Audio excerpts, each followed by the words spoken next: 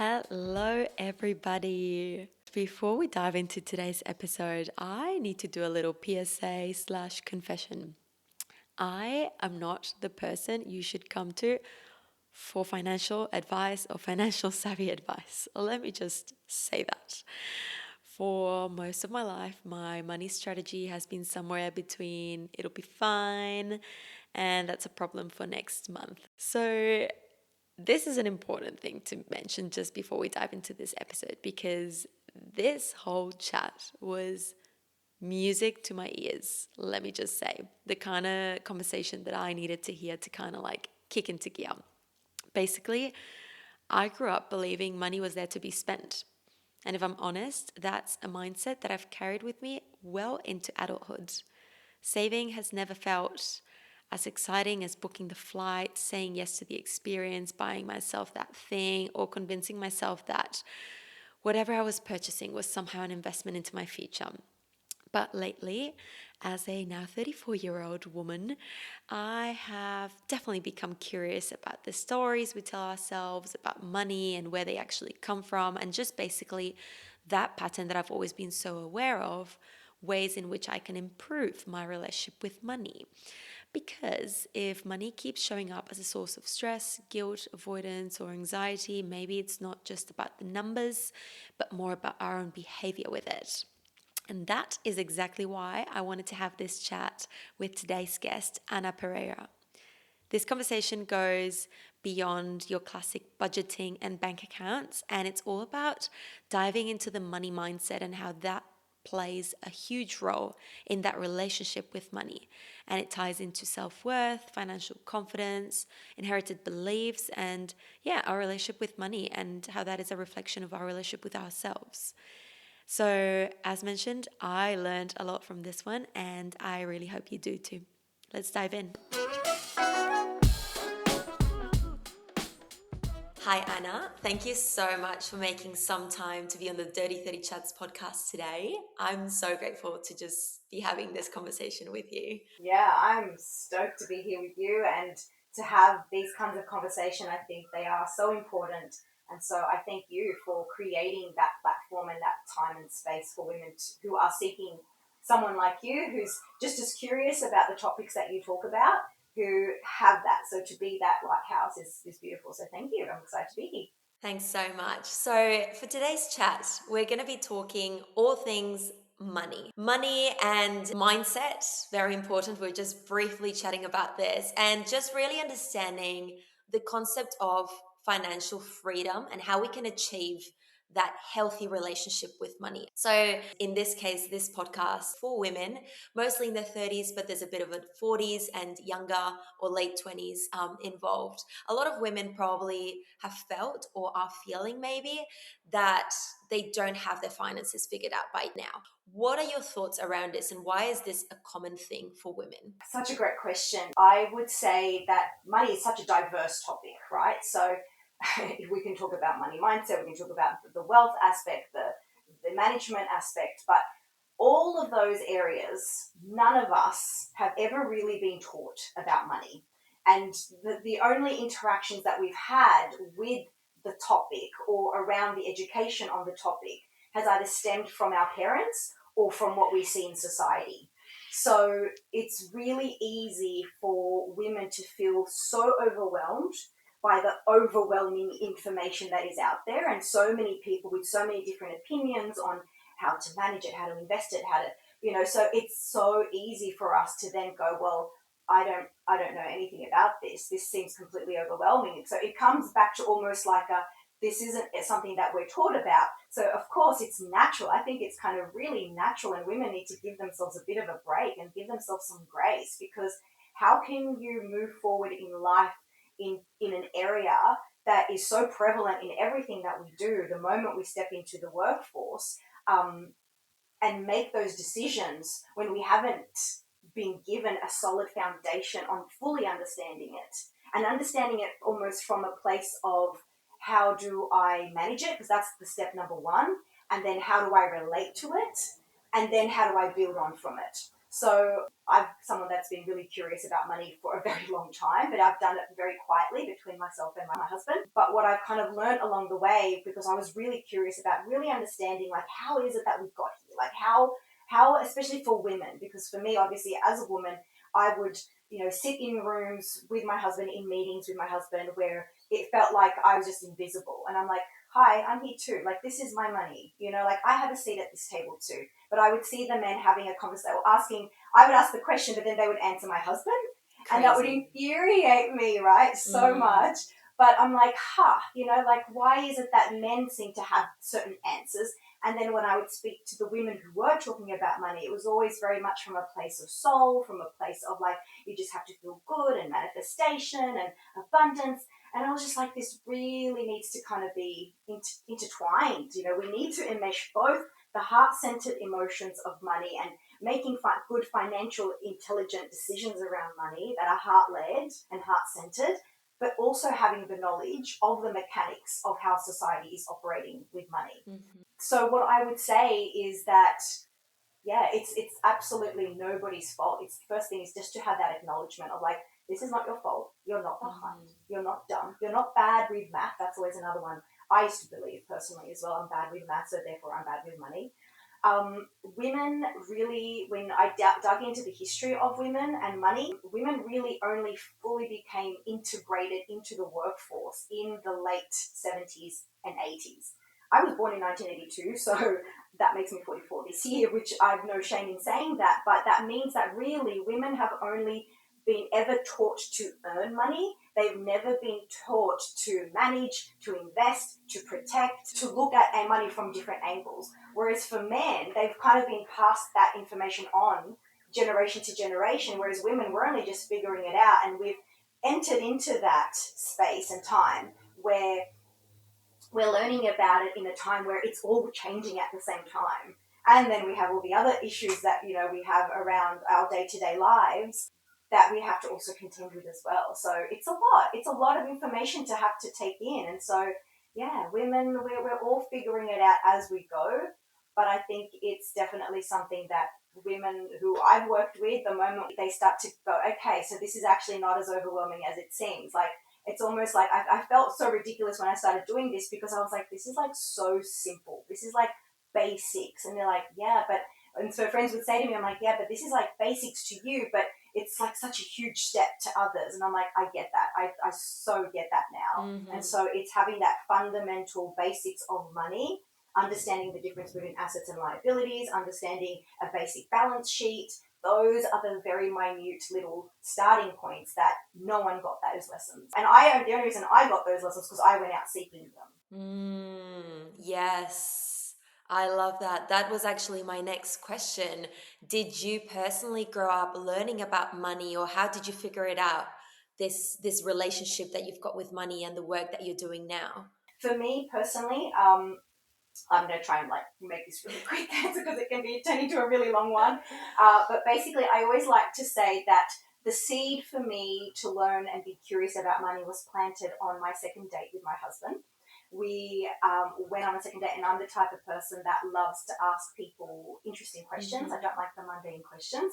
So I was kind of already comfortable with him to kind of go, hey, so tell me about your life goals, and I was like 19 at the time. He was 24, so he was a little bit older than I was. So I was like, well, you've been working for a little bit longer. I've literally just entered the workforce. Mm. And I felt very, very naive because I was like, he's a much older guy. Like when you're 19 and 24, that feels like a much bigger gap than it really is today. But what his answer back to me on what his life goal was what really kind of just made me kind of go like, what? Which was he answered that he wanted to be retired by at the time he was 45. And that was such a surprising response to me because I was like, wait, what do you mean? Like, we can retire at 45? What? That's what I mean by my naivety was so much so that I was like, no, I thought we all had to actually work. Like, I thought it was law or something. It was just like that was the norm that my mind had actually been brought up with, that we just all work till 65 and only then can we do this thing called retire. Mm-hmm. And so for me, I was like immediately like, what? That's a thing? Like, people would do that. And so I was obviously very curious about that. And I was working in the travel industry. He was working in real estate. And so he said that, yeah, he goes, by investing, you know, you've got to make your money work for you. And I was like, make my money work for me. It was just like such new ideas. And you know what, even if he and I had probably, we were very lucky that immediately our values immediately kind of aligned, because he really, because I said to him, well, what are you going to do with all this free time at 45? Because again, my idea at the time of retiring meant people go golfing and go for walks on the beach all day, every day. I was like, that's going to be pretty boring. So I'm like, so what are you going to do when you're 45 and retired? And it's like, well, I'm going to travel. And I was like, well, sign me up to that lifestyle. Like, I want to travel. I was 19, just into the travel industry so that I could do that very thing. I'm like, that's why I'm in the travel industry, so I can travel. So I'm like, hey, we're kind of in alignment here. So I was like, I want to learn of this stuff that you've got about knowledge that you have about investing. He had already purchased his first property at 19. Wow. And then purchased a second one at 21. So he was already on the pathway, you know, and so I was like, this is amazing. Like, you've got some knowledge and I really want to learn this stuff. But you know what? Again, it was like, so from that moment on, I would say that's when the seed was planted about wanting to learn more about how this money can work for you and about this retirement idea. And then from there on, for the past 20 something years, he and I have, I guess, being in that, with that aligned goal of like, we want to be retired by the time we're 40. But then as we've progressed throughout time and invested in residential property, because it was like, that was the information that was out there for us, was to just invest in residential property or you invest in the stocks. He felt that the stocks was really kind of tricky and felt really, I guess, because it was something that we were like, well, the idea of how do we retire? It's you replace your income with cash flow. So I was like, okay, so we want cash flow assets, right? So this is before I had even come across Rich Dad, Poor Dad. So then a few years later into that, that was when I read Rich Dad, Poor Dad. And that kind of really set me off down a whole new path and a whole new way of thinking about money. But up until then, we were really doing all the things that everyone else is being taught to do, which is buy residential property, you know, buy something that, you know, will grow in value in 5-10 years, and then, you know, you're basically investing for capital growth. Whereas I was like, no, capital growth isn't guaranteed. You know, cash flow is guaranteed, because you know that after that month, within a month, that's when you start getting that little bit of income to replace your current income. So that's what I ultimately think started. But then as we progressed, the more we would both align ourselves in learning more about money, and the more curious we became about different ways, like the more we could kind of start to see is like, wow, everyone's kind of been given the same information. So at what point, it's like, if you're all being told this, then why aren't more people living the lifestyle? Why aren't more people retiring early then, if that's the case? And so then we started looking at things in a different way and meeting new people that had built their wealth, and then they would start telling us certain things. And it wasn't like they'd give us the whole, this is how you do it. They just mentioned certain things like trusts, and they would say things like, you know, the private sector. And so I would go off and just research these things on my own, and just was hungry, you know, and obviously very lucky that obviously YouTube was something that was still rather new, but still there and available, and lots of books. So then that helped us really gain a different perspective onto how to invest, because if we keep doing what everyone else is doing, then you're no longer better off. So then we felt like, okay, we have to like restructure everything. And that also then, as we were doing that, I'd realize, I'm like, oh, but so much of our mindsets are coming into this, and so much of how we think and relate to money is coming into this, because we would prevent ourselves from going into an opportunity that we would see and we'd be like, oh no, that's too risky, like commercial property, something that we love investing in today. But, you know, 10 years ago, we would have been like, oh, that's so risky, you know? And so now we just laugh at ourselves back then going, oh, we were so silly. Like, and I'm like, well, we weren't silly. We just didn't have enough knowledge. Exactly. You know, we just didn't have the foundation. We didn't have the frameworks. And then I think also what really, because this is always, I think, really important to mention as well, something that James and I have always done, which was when we got married, the priest that married us, he said, I'll only marry you on one condition: if you go and do a marriage counselling course. And I was like, oh, okay. I was like, fun. And it actually turned out to be quite a fun thing. And he kind of said, look, I'm really glad that you guys actually did. He was surprised that we ended up doing it. I'm like, well, yeah, you told us to go do it, and we did. And so we were able to have a lot of really great conversations about, you know, what it is that we kind of wanted from life, but then conversations around topics that, you know, tend to kind of stump people. And I felt like when it comes to relationships, it's always the two things that are going to trip you up. Is if you don't have the right communication, then in with intimacy, and then if you don't have the right communication around money. So I was like, well, we need to always work on our communication. And it's like, well, how do we do that better with money? And it was like, we have a money date. So at the time, it was something that we were doing unconsciously. We would sit down every month and just go through our bank accounts. We would go through our goals. We would look at the properties that we were investing in and see how they were working. And it was almost like, I guess at the time we were sort of thinking it was like, okay, we are more than just husband and wife. We are partners. So it's like we're buying these properties together. Then it's like we are the CEO and the CFO. And so the CEO and the CFO have to have a board meeting every month. And so this is what we have to do from here on out. And so we would do that. And so at the time we were doing that completely unconsciously. We didn't even have titles for it. It was just something that we did, like, let's just sit down together. And I think when I reflect back now, we've been married for 20 years this year, 40 years together. Congratulations. I'm like, that's what, thank you. And I'm like, that tiny little simple thing has honestly been what's always kind of kept us aligned and on the same path, and prevented us from then having those stumbling moments. Obviously, there's been moments where we've paused because we've had children, paused because we've had health issues, but we've always kind of gone, oh, hang on, we've fallen off the money date wagon. Let's get back onto that, and let's make sure that we keep aligning, because we wanted that goal of being 45 and being retired. So I was able to retire at 38. He was able to retire at 45, just like we said he would. Well done. Yeah, it's pretty cool. That is an incredible story and so inspiring. Just that partnership that you were saying, like the fact that I guess, like, one thing that was popping up for me, and I don't know if you've come across this term, but it was like he was such an expander for your money mindset. He just planted that 100%. seed that you said and ignited this inner fire, that then it was just such a mutual path, which is really beautiful and inspiring from the outside, that you can actually, there's almost like that dual, simultaneous alignment, rather than a bit of a, not necessarily a power battle, but that, leader and the follower, which maybe at first it might have been like that, but then there's that synchronicity in the two parts, which is really amazing. And then, congratulations on achieving that. That is humongous. And I guess for anyone that's kind of just listened to this first intro, how you describe, I guess, your work now, like all of this journey that you've been on with money and the offerings that you have now, how do you describe this work?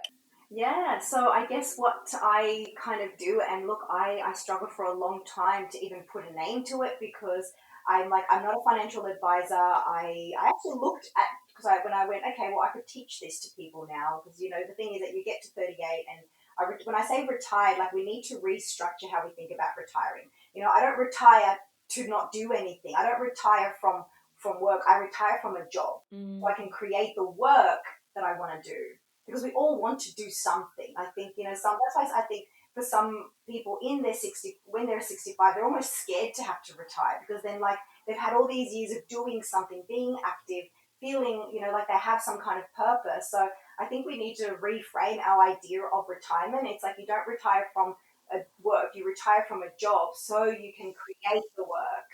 Right? Because it's like that old question of, what would you do if money wasn't an issue? And you're like, oh, I would do this and I would build this. And sure, you might go, a lot of people might go, well, I'd go traveling. It's like, yeah, I did that. We packed up our bags and we went traveling for 6 months, 3 months. Lived overseas for a tiny bit as well. And so that gets boring really quickly. And then you kind of want to come home and you go, well, I've got this knowledge, I've got this time, I want to do something with it. And I want to be able to pass on this information to people who were perhaps in my situation when I was at their age, 10 years younger than me. And if I could just plant the same seeds within them. And so, it was just honestly organically done by then friends asking me, what are you doing? And me going, okay, well, let's sit down and have a look at your finances. Let's sit down and, like, just show you some different things that you can be doing. So I guess the work I do now is I'm a money mentor.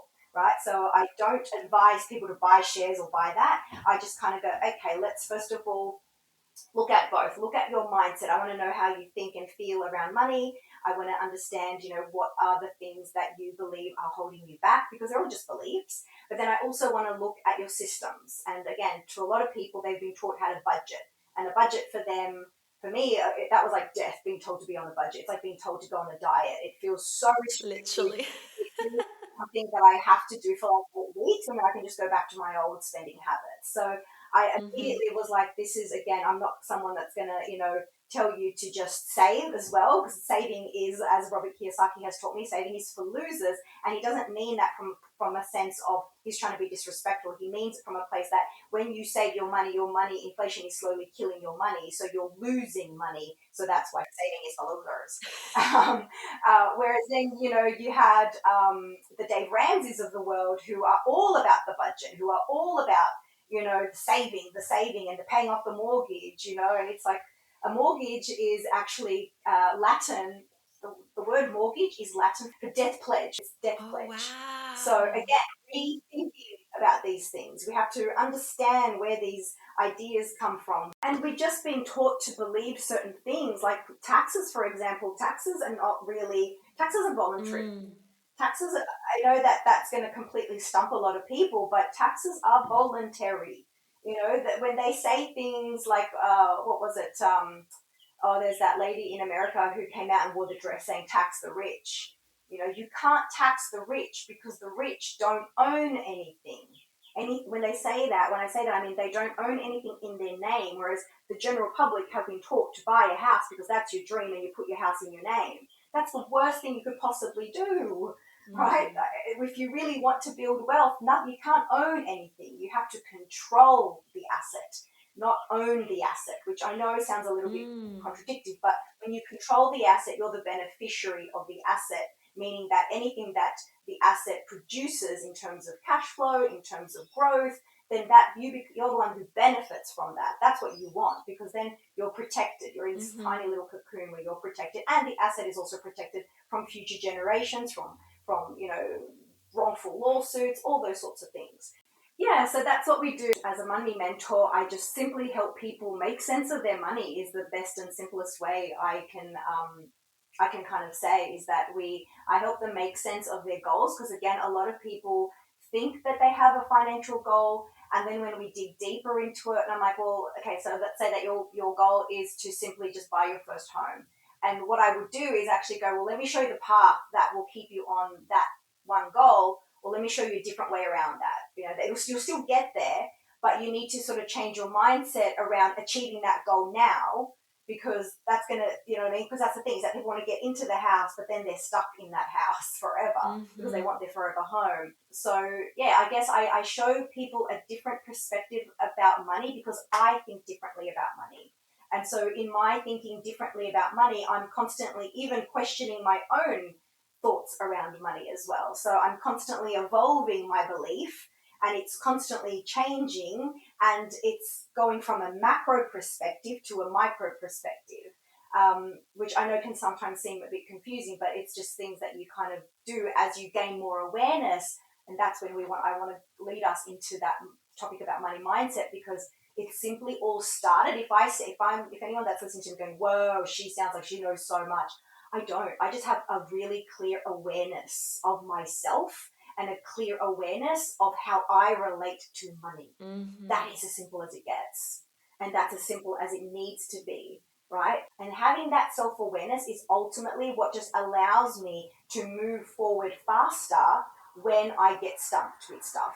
I'll give you a very quick example. I've invested, so I sold my childcare centre that I owned for 10 years last year. I had obviously some good returns with that, and so I've invested into a new e-commerce business. That's a startup. It's the first time I've ever invested in someone else's business that was a startup. I liked the idea and the values behind it, so I invested in it. It's taken a lot longer.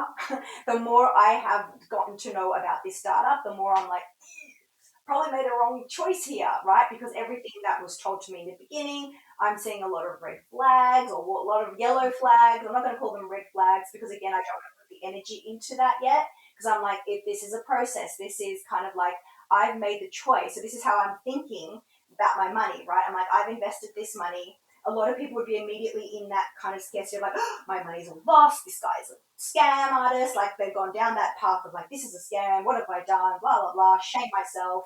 I've gone, no, no, no, no. I invested in it because it was exciting to me. There was something there in the beginning that my heart went, yes, I have my foundations, I have my anchors. So I checked all of that with my anchors to make sure that I wasn't making that financial decision from a place of greed, from a place of lack, or from a place of urgency, right? Which is, again, I check myself. Those are my three checks that I do when I go to make those big financial decisions. Um, and so all the flags for me were like, yep, do it. This sounds great, and it does. It's super exciting. It has huge potential to disrupt the wine industry of Australia, which I think is amazing because there's, again, a monopoly on that, and a lot of these small winery businesses aren't able to grow because of the way that it's structured at the moment and monopolized. So I love doing that. And so I was like, great. But like I said, everything is just, there's been so many just, blockages that have come into it. The website's not at the capacity it needs to be. Certain things have happened. And again, I go back to those anchors, right? I go back to those, everything is okay. Like, there's no need to put any ideas on something that doesn't exist yet. I haven't lost anything yet. It's just taken longer than I envisioned because I had an expectation, right? So that's where I'm like, that's what I'm doing. I'm expecting things to move at a certain pace, and I'm not fully invested myself in what I can learn in this process. What can I learn by taking a step back and allowing things to just progress, because everything is figure outable. The universe is always working for me, Mm-hmm. right? It's just money. I can always make more money. I know how to make more money. So this is like my mindset. This is how, like, having that foundational identity and awareness and relationship with money. I'm like, there's nothing really serious going on here. Like, there's no need to spiral mind. There's no need for that. You know, everything is figure outable. Yeah, I can relate in so many ways. I think that level of awareness that one can start tapping into is the most inspiring because as humans, obviously, there's elements of control and safety and reassurance that we need as we move through life, right? But then because of the ebbs and flows of life, we get taught sometimes the harsh way that we can't control this and this might not be what you were meant to be doing. And, we get these like rock bottoms or things that ruffle the feathers, basically. And I guess the only thing you can really do is, and this is going to lead us into mindset now, but it's that level of awareness. If I can broaden my perspective with the world, if I can start letting go of my limiting beliefs, my conditioning, my fears, I guess, and observe, tap in, read, go back. And it's that internal process with whatever you're doing in the world that is not just it's freedom. It's inner freedom, it's mind peace, it's abundance. It's so many things can expand from just that mindset game. And that awareness, I think, if anything, builds trust, confidence, even what you just said, the universe works with me, works for me. It's because of that level of perspective that you can have where you're no longer attaching to one outcome. Or if you are, you're catching yourself there and being like, why am I attaching to this? And then it's that constant breaking it down, which I just love. Because again, as someone that relates to that kind of energetics and mind games that we fall into, and work on myself to not fall into those patterns again, I think that's probably the one of the main blocks for us to live abundantly. 100%. Expectations kill the game completely, but we all do it. It's human. We, even though we're talking about this, I will have a set of expectations next time I do whatever is next, but it's that level of awareness that then I'm like, okay. So let's dive into money mindset. We've kind of just covered it briefly on the surface. Tell me a bit about how you approach this term in simple terms, how you define it and how you work with it with people. Yeah, so your money mindset is essentially your identity with money. It's your relationship with money. It's, I believe, formed from three different areas. So it's your identity, so your beliefs, your thoughts, and then how you speak about money, right? And so all of that creates your blueprint, which is then a far greater. It's kind of like we have that surface level ideas of like, oh, I'm no good with money, or we then think of something that might have happened in our past, or I saw my dad being a gambler, or I saw my mum and dad arguing a lot about money, or whatever it might be. But when we really go under the water and under the iceberg, there's much deeper beliefs, because what we have done, and well, what we as a collective society have done, is we enmeshed our self-worth with our net worth. Like when we're kind of being introduced into the workforce, we're kind of told this is the hourly rate, this is what we're willing to pay you. And so what we've kind of unconditionally translated that as is, this is what I'm worth, this is my value, right? And so all of that, it then creates your beliefs around money. And then everything that you have heard about money becomes your own inner dialogue about money, or how you've heard your parents speak about money becomes your own inner dialogue about money. And so then you unconsciously again start using these words like, oh, I'm so broke, I can't come, or we'll say things like, oh, money just is these evil rich people, or we'll even just simply saying, oh, that person's rich, or that person's wealthy. It's like you've established a line that they're something and that you lack something that they have.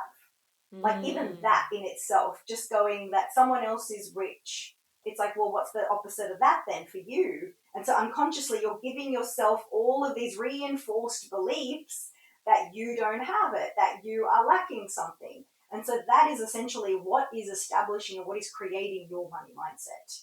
So to pivot from that, to kind of go, well, all right, thank you. I figured that out now. But like I said, it goes deeper than that. This is where I have, obviously, and I think we might be touching about the money archetypes, right? So the money archetypes was when reading Lynn Twist's book, The Soul of Money, and learning about the soul of money. And so the archetypes, your money archetype, anyone can kind of go online and figure out what their money archetype is. But it's not like, I guess, with human design or astrology where you're just one thing because that's when you were born. No, your money archetype is essentially how you are choosing to identify with money, how you are choosing to move through life, to make your decisions from that place, either from a place of scarcity where you're like, oh, the fuel prices are going up, I'm just going to start, digging my head in the sand, or I don't want to, or money avoider, which is that doesn't want to even know about it, or the self-controlling, which is the tyrant, which is the one that wants to just control everything and start saying, okay, we can't spend here, we can't spend there. So again, it's kind of like a different form of scarcity in many different ways. And so the money archetypes, learning about all of them, is a way of kind of seeing how you can maybe pick up little bits of these different identities and how you can actually be jumping from one to the other. Like so many times I'm in the magician, which is when I'm really great with my money, when I feel really confident about it, when I, am presented with a financial opportunity and I'm able to detach emotionally from it and be able to go, okay, well, what are the risks involved? Are there risk management options that I can put into place to safeguard it? All of those sorts of things. So, and then other times I might get completely stumped and, have something happen. My daughter, for example, needed braces, and like that was a $12,000 cost that I was like, oh, we were not expecting that, you to need braces already. And now my son might need braces. So we're already like, oh gosh, hang on. So then again, it goes back to having those anchors for us and being able to go, okay, so on our next money date, we need to have a look at our spreadsheet. We need to have a look at I call it a money action plan. I don't like the word budget. I've deleted that from our entire vocabulary, right? Because a budget says that it's definite. A plan is evolving. A plan is flexible. A plan can change. A plan can be one thing one month. It can be a different plan the next month. So it gives you that fluidity of like, oh, I don't have to be so strict with my money. I don't have to be so rigid with my money. But it creates that awareness of where am I putting my money into? And it highlights where your money behaviors are, and it goes back to, oh, okay, so I say I want to travel overseas, but then every single month I'm spending $200 plus on my nails, my eyelash extensions, and drinks with the girls. So what do I want most? What do I want now? What I want now is to look the part, But what I really want is to take that 3 months off to travel to that destination that I've been wanting to do, or it's to even just give myself 3 months off to really go and do the course that I want to do in nutrition, in naturopath, whatever it might be, right? So it comes back to that, to understanding. And so when we understand the different money archetypes, we're understanding the process that's happening, I guess, in our minds. And then we're also understanding our behaviors with money a lot more as well. And so then when we understand the magician, which is the money archetype that I would say most people would like to be embodying, right? Then we can kind of go, oh, hang on, how am I not embodying that right now? Because it all comes back to embodying as well. It's wonderful to have the awareness, right? It's wonderful. And that's absolutely where it begins. It begins with being aware of where things are. But then we need to take all that awareness and put it into practice, because otherwise it's like having knowledge and wisdom. Knowledge is just acquiring all this information. Wisdom is putting it into practice, right? It needs to be both. We can't have just the knowledge. Otherwise, yeah, you just have all this information and wow, you're a walking textbook. Yeah. But how are you using that knowledge in your day-to-day life? Exactly. You know, Yeah. show me the actions. It's like, show me the actions, not the words. You know, it's like they say, money talks, bullshit walks. And so many people are really good at thinking that they need to demonstrate their wealth through material things. And that's why we see so many people online going, I've made 6 figures, here's my brand new Range Rover, I've made 6 figures, here's my, Louis Vuitton purse and blah blah blah.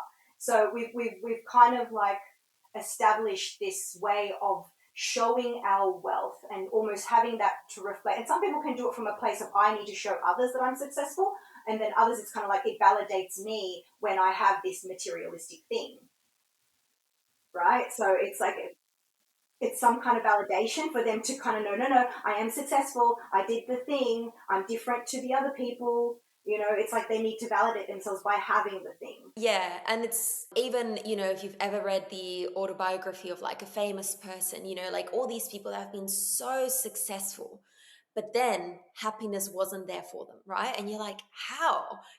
As if you're more, in a middle class, I guess, like environment, and you're like, but you've got so much, that's so exciting. And I guess that's maybe that magician archetype that you're kind of like idealizing in a way.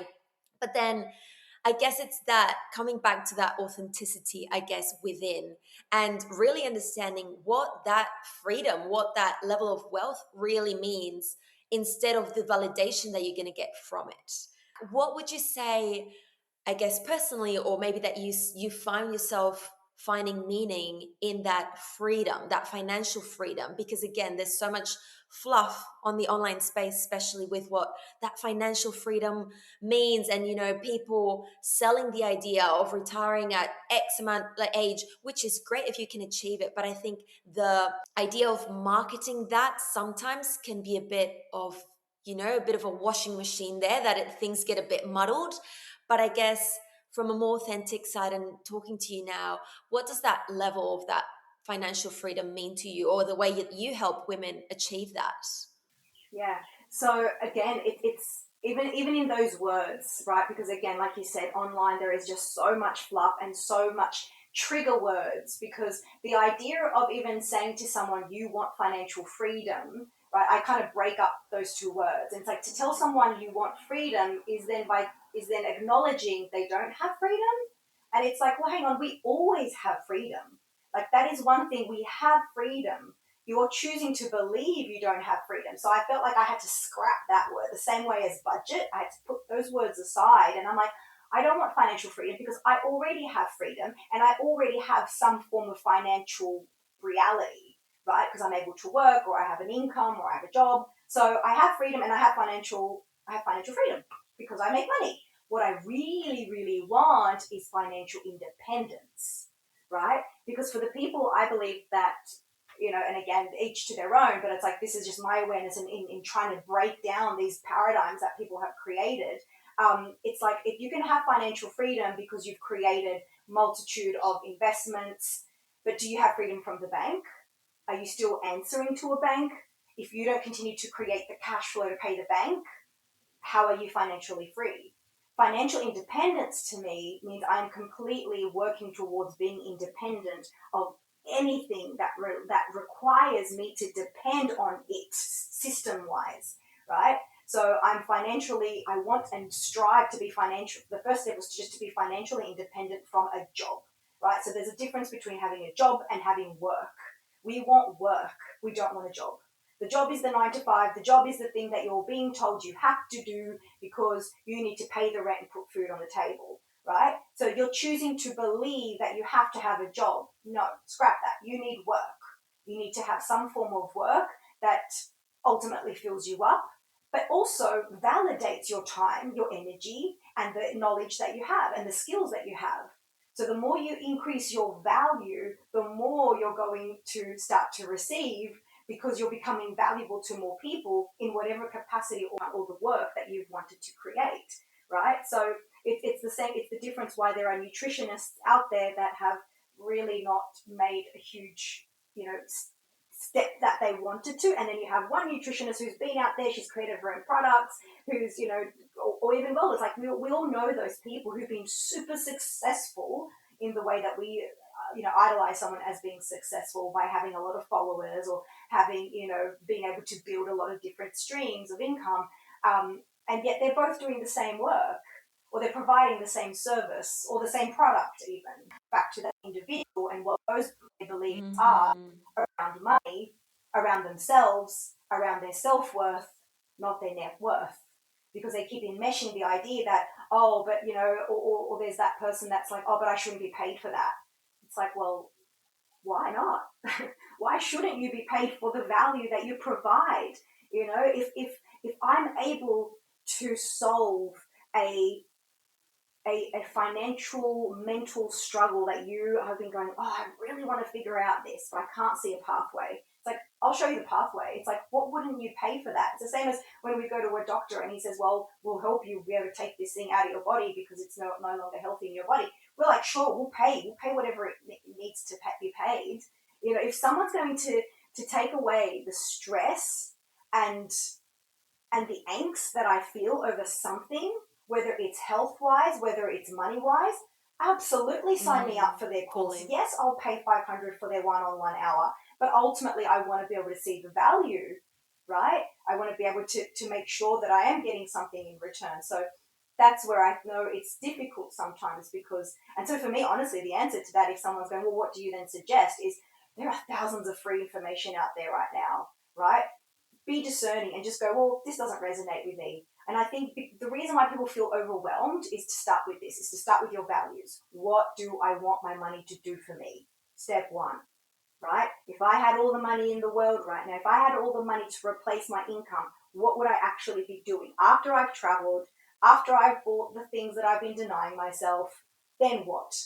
Because that's the crux of it. That's when we get to the, okay, well, then I'd perhaps, be building something, or I'd be creating something. I'd be creating a book to then leave this knowledge for younger people who I know are going to come across these things as well. And there's not going to be anyone out there to tell them differently about it. Or there are people there, but they're leading them to the wrong place.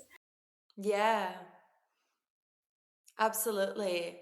It's a huge question, I guess. And yeah, we can again still get so tangled with the materialistic things, right? Like when you asked that question, I was starting to think, oh yeah, I would do this and I would do that. And like, it's the fun, I guess, and more superficial things. But yeah, stripping back to that definitely is it's $1 million question, in a way. It's like, what would you do? But yeah, it comes back to wanting. Sorry, I remember our question now was all about financial freedom versus financial. Well, was wanting to, how do we create financial freedom? Stop thinking of it as something that you lack. You have the freedom of choice every single day. You wake up. You have freedom. Don't don't say you don't, because you do. You woke up in the morning. You're here Mm, for a reason. yeah. Now, what you want is independence from the job.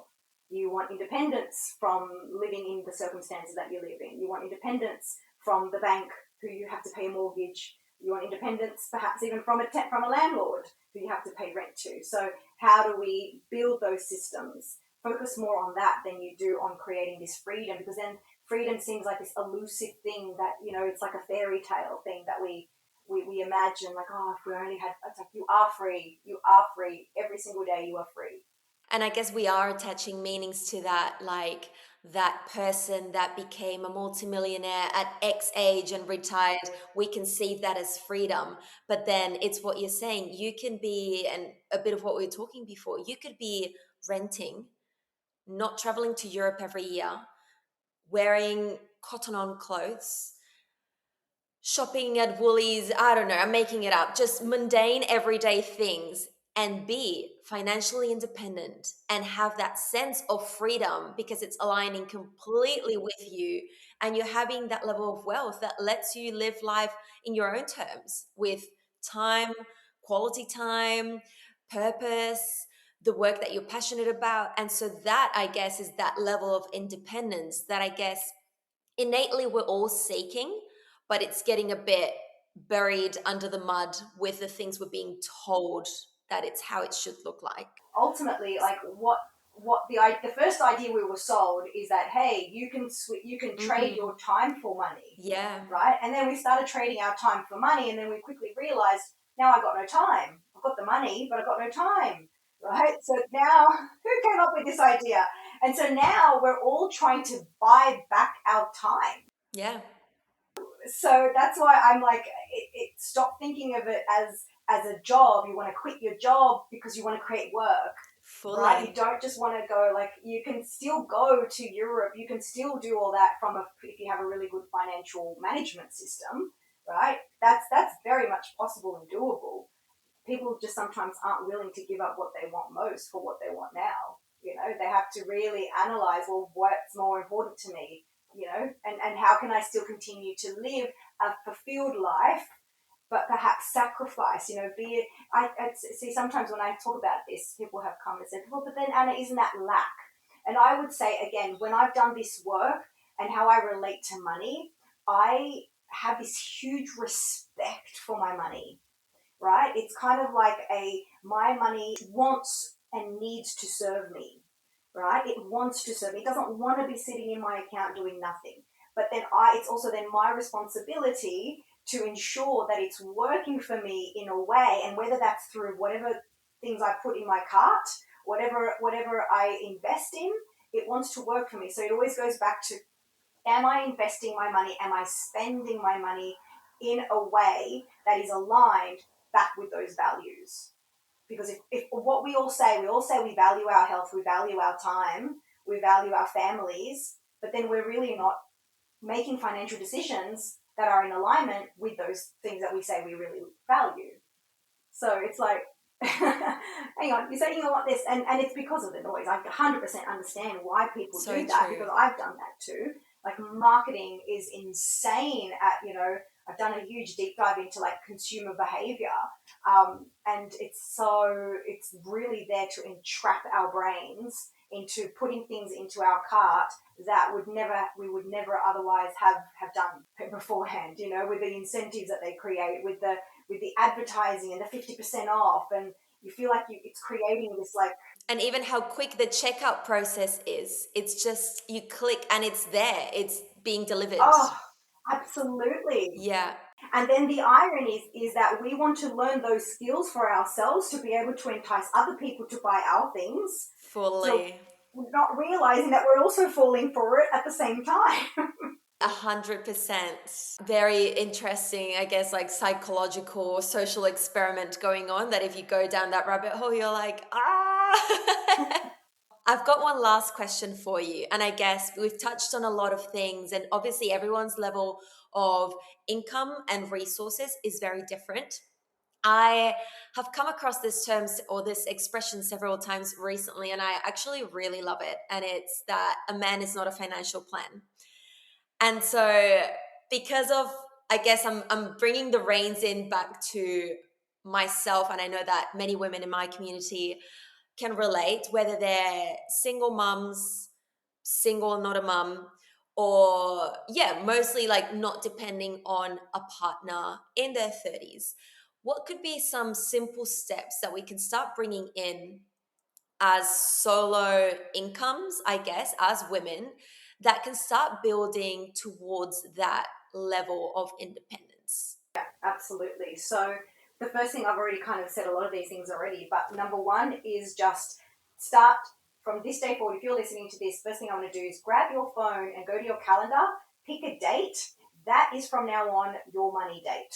That is the date that you're taking yourself out to sit somewhere. You can take your laptop, you can go to a library, take your laptop, take your work, take your journal, and sit down and think about money. Look at the statements in your bank account. Whether it's okay. Write down, for starters, what do I already know about money? What knowledge do you have? Start from a place of having, right? What do I already know about money? What do I think I'm doing really good with money? How do I feel like I'm doing good with money? And then it's like, where can I improve my knowledge about money on? What do I feel is missing? What knowledge do I not feel as confident with? Right? So it's not about going, oh, I lack this. It's about going, how can I improve this? What more can I learn? How can I expand on this area of that? And just simply starting with that is already going to pretty much put in black and white.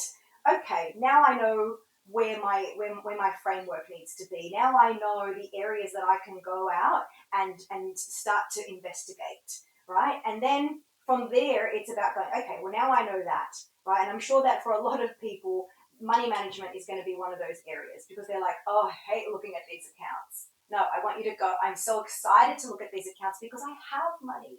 I have money that comes into my account. I have a job, even though it's not a job I prefer. I have a job, but I also have the means. I have the knowledge. I have the capacity. I have the health to be able to change that situation in my life, right? I have the time freedom in the times that I'm not doing the job to be able to start planting the seeds to allow myself to get out of that system. And so that's by having the money action plan.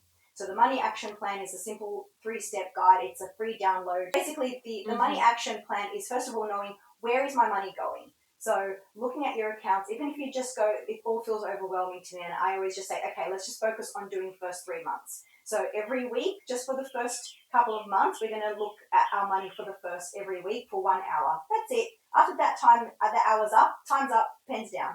Go and do something else. Yeah, but that's it. That's how we start. We just start by allocating that little bit of time, and we're just going to look at the month of January. I mean, right now is a great time to start because you'll be looking at January, February, March. We're at the end of March. So just look at January, and you're just going to start to see these patterns, and you're also going to start to feel lots of things come up as you're looking back at where your money went, right? And then you're like, oh, I can't believe I spend that much on that. Okay, so start writing down the emotions that you're having with it. At the same time, start looking at, oh gosh, I really spend that much money on health insurance. Oh, I really spend that much on like my car insurance. Like, oh, maybe I need to have a look at that. Like, that's going to be a task for you for the next money date that you're going to have, and you're going to go, okay, put it down as a task plan. Start investigating. Is there a better alternative in health insurance? Is there a better alternative in car insurance? I literally do that every single 3 to 6 months. Like right now, it's my health insurance premium that's about to go up on the 1st of April. So that's what I'm doing this month. I'm looking at, hang on, we're already a family of 4. We don't have extras. I already cut that out. So it's really just hospital and ambulance that I wanted. And I'm like, I'm paying $200 a month for that. I felt like that's still a lot. So now I'm like, okay, let's go and investigate who are the, because there's always, everyone's all vying for your attention. Changing. They're all vying for your attention. So they're all offering different offers. I do this like every 6 to 9 months. I constantly change my internet provider because there's always someone out there wanting to offer me a half discount for the first 6 months, and then the price goes up. So then I put a little reminder. Okay, that's going up. That's gone from $40 to now $80. I'm like, oh, okay. So then I'll call them back and go, hey, can you extend this offer? No worries. Joe Blogs has a better offer down the road. See you later. Smart. See, this is what I mean by I respect my money enough to go, that's a waste of $40 on my internet provider. I'm going to either do better and find something else, or I'm going to, because that $40 for me, I don't see it as, oh, well, who cares, just $40. No, I see that that's $40 that I could have towards a really great morning out with my daughter. Or that's $40 that I could go and then spend on getting my nails done if that's something I wanted to do, right? So it's about kind of going, I'm spending here, but I could have spent that here instead. So it's about just, again, making the most with my money rather than just going, oh, well, it is what it is. I'll just make more money next week, or I'll just put it on the credit card. I don't believe in credit cards, so I'm just like, don't have a credit card. If you don't have the money, then don't. So yeah, so number one, know where your money is going. Step two, very simple. Where do you want your money to go to? Right. So for me, like I said, I don't believe in budgets. I don't believe in the idea of this illusion of financial freedom because we already have that. And then I would say is number three is savings. Everyone tells us to save. What the bloody hell are we saving for? What are you saving for? You know, what that's created, I think, is this attachment to feel safe and secure when we see digits on a screen, right? And everybody has this. Everyone that I have ever spoken to, they want to see if they go below a certain digit, they freak out. They go, oh my god, I'm losing all my money, right? The more I delved into the understanding of how money works in our society, and a lot of these things then helped me in making better decisions. So your bank account is your bank account. So you are the bank account holder. You're not the bank account owner. Okay. The bank owns the bank account. So what does that mean? That means that yes, it's your money. The bank won't deny that, but it's up to the bank how and when and how much access they give you to your own money. And we've seen this countless times in society where people say the bank won't give me my money, or the bank won't let me, withdraw more than that amount. So again, having this illusion that we've built, this safety net that we think we have, that the banks will take care of our money, it's all an illusion. It's just digits on a screen.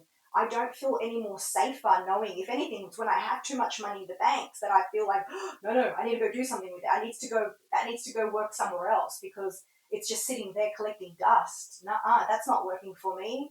That's no. I need to do more. I have to go figure out what other opportunities are out there for me to be able to buy my next asset, to invest somewhere else, to build more into my business or to build more into me. It's I need to keep that money. It's flowing. It wants to go out and it also wants to come back in, right? So yeah, we need to allow people to to pay us for the value that we give them.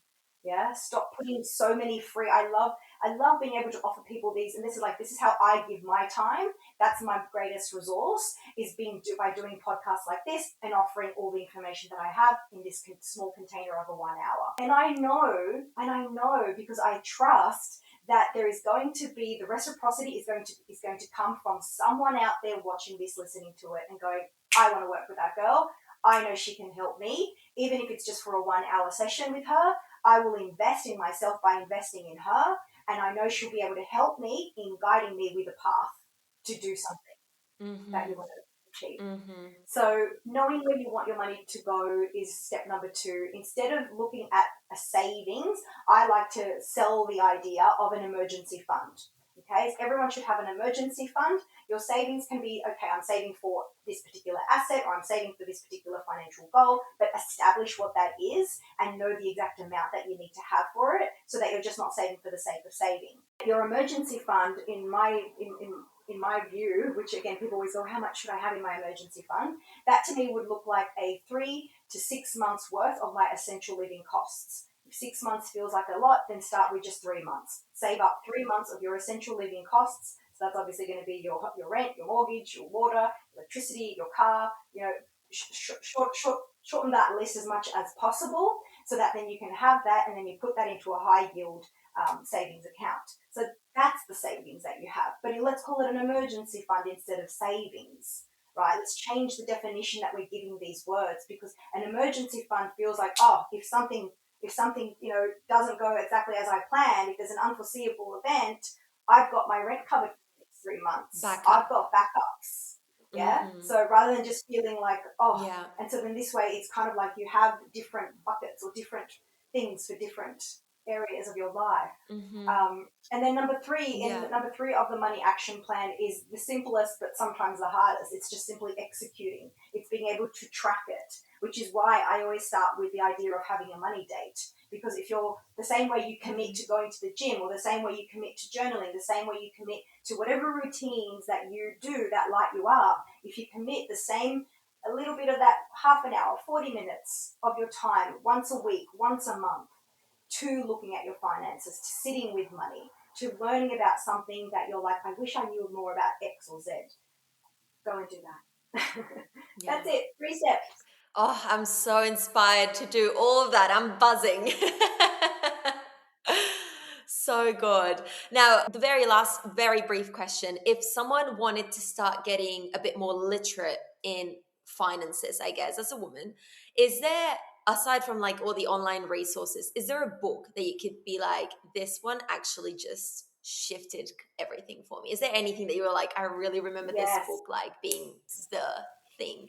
Yep. So two. So there's two books, and I mentioned them Mm-hmm. in my own book. So let me give myself a Yes. bit of a plug here. So I have the Master Your Mind, Master Your Money, which is a formulas, tools, and practices to developing a healthy and abundant relationship with money. This is simply just, I felt like I read so many books, and there were so many like little pockets of goodness that I was like, oh, but what about this Mm-hmm. other area? Like they weren't diving deeper or giving me the actual practical anchors, as I call them, to how to then implement this into my life, or something that I can then come back to when something happens. And I'm like, oh, hang on, let me go back to this. Yes, let's practice this. It's a Mm-hmm. practice, right? It's like yoga or like meditation. If you're not going to practice it, you're not going to get Mm-hmm. any good at it.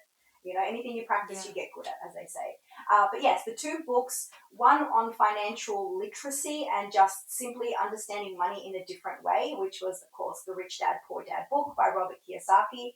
That's foundational. He wrote it like in the late 80s, and all the information that is still in that book, even I sometimes refer back to it. Mm-hmm. And I've got my daughter, she's turning 16 this year, but she's been reading that book since she was 13. And even if all she did Wow. was read chapter 1 and 2, I was like, babe, Mm-hmm. that's all you need for right now. It's But at setting you least, up. yeah, it's setting you up, already planting the little tiny seed that then when you're, 18, 19 and you're in the workforce, now I want you to go read the rest of those chapters. So that's for your financial literacy, financial education from a mechanics, world reality perspective. The book, I think that really supported my way of thinking and really kind of redefined a lot of the way, especially when it comes to, again, because a lot of the women that I was reading about was always like, oh, just practicing gratitude, you know. Instead, it was it's called The Having. It's by a Korean financial mentor called Soo Young Lee, and she's kind of like a Korean guru to a lot of big Korean CEOs. And so whenever they have issues or and they have challenges with their money mindset, they come to her, and she just helps them kind of look at a different perspective. And so this American author went and interviewed her in Korea, and the way that she kind of looks at everything, I felt like was just the having. And so the having is simply looking at your daily life and going, I have so much. And every time you kind of, for example, like when I get a bill, I go, I have this bill, and you might feel a certain way about the bill, like, oh, I don't want this bill. But you have something from having that bill. Like, I love electricity. I love being able to put, food in the oven and create meals for my family. Oh, I love having my fridge. So I love having electricity. So I'm so grateful that I have the money to pay this electricity bill. I'm so thankful that I have this phone because it allows me to connect with people whenever I want. I love the security that when I'm going out, I can, be able to call my kids if I need to. So you start to kind of go on this almost rampage of having. Mm-hmm. And what happens is it just organically, when you like, you go from like having food in your fridge, from electricity to having food in your fridge to just having food and being grateful for how that food came about. So you just see how what I mean? Like it's just you go on this kind of rampage on how Fully. abundant everything is, and before you know it, you just feel abundant for everything around you, and it just shifts that energy around you. It shifts your mood because when you then come back to the bill, you're kind of like, oh, I'm so grateful. I'm so grateful that I get to have this. I'm so honored that I live in a country that has electricity, and if there was no electricity, I'm grateful that I have the means to figure out I can do something else. I'm grateful for my brain. Oh, I'm so grateful for this body. I'm so grateful for this human experience. Like it just gets bigger and bigger from there, right? It just starts off with that one little thing, but then you go like, oh, what about this? And again, it's just a way of just shifting everything as you go. Yeah. Never ending. Now, how can people connect with you? What's the best way for people to find your work, I guess, online? Yeah, so my website is ana-pereira.com. Yeah, so through there, and then of course through my Instagram, I also obviously have my own podcast that I've kind of left to the side for a little bit, but I definitely intend to revamp that back very, very soon. The book, as I said last year, I spent the whole year just trying to refine what it is and what message it is that I want to put out into the world around money, and how I want to be of service to the world in educating people on money and thinking differently about money, essentially. And so, yes, Master Your Mind, Master Your Money ebook is also going to be out again by the 1st of April. And then, of course, Instagram, found on Instagram. Going to do some live workshops this year as well, both on money and one on investing as well, how I've looking at money differently. So yeah, lots of exciting things happening. And again, I would be doing this no matter what. Even if I had to have a job, I would still be talking. The same way women are passionate to talk, about wellness or about food or about recipes or about kids. I'm that woman that's really excited to talk about money and how we can all just do better with it and live better lives with it. Thank you so much for everything, this hour of wisdom. And I'm so excited to put this out to the world to engage, I guess, more women with this topic of conversation that I find fascinating. I'll for sure be doing some of the work, looking at the ebook and looking at all the resources that you've just mentioned. So, yeah, I'm so thankful for your time. So, thank you so much, Anna. Thank you. Thank you to everybody who's listening as well.